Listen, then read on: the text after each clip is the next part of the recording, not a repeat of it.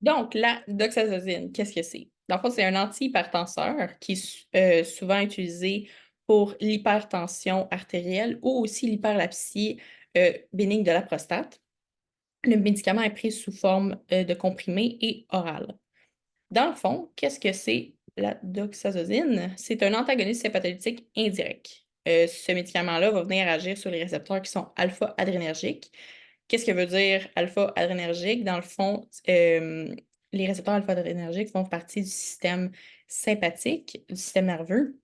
Donc, comme qu'on peut le voir sur les petits récepteurs roses sur le postsynapse, ces récepteurs-là vont venir libérer, dans le fond, l'adrénaline et la noradrénaline dans l'organisme.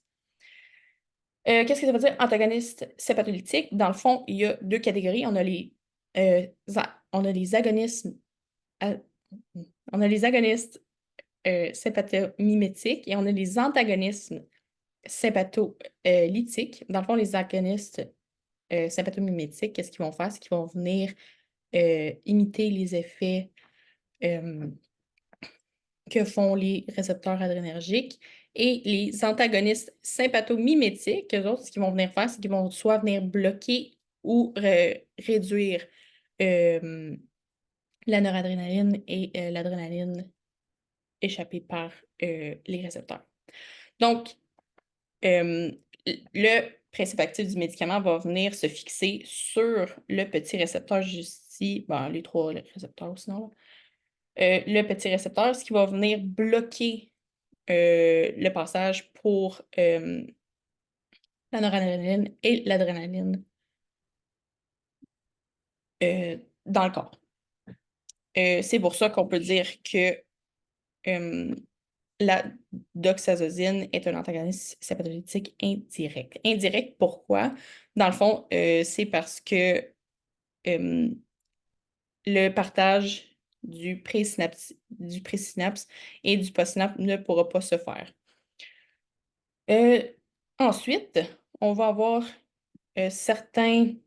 Le médicament peut avoir certains effets secondaires faits par le médicament, dans le fond. Donc, si jamais, par exemple, il y a des troubles de vision qui peuvent avoir lieu lors de la prise du médicament. Pourquoi?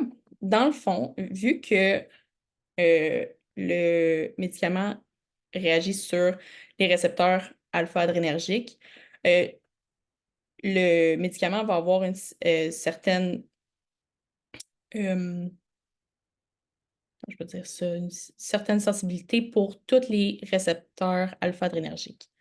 Donc, au niveau des yeux, habituellement, au niveau du système sympathique, les yeux vont être en midrias. Donc ici, on peut bien voir, la pupille est bien dilatée.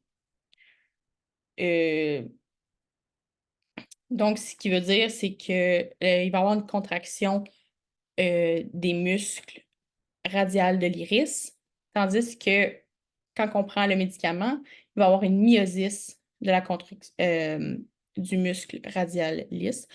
Habituellement, pour l'hypertension, dans le fond, les récepteurs sont situés où est-ce que les muscles lisses euh, et comme les vaisseaux sanguins et la prostate aussi, qui est un muscle lisse.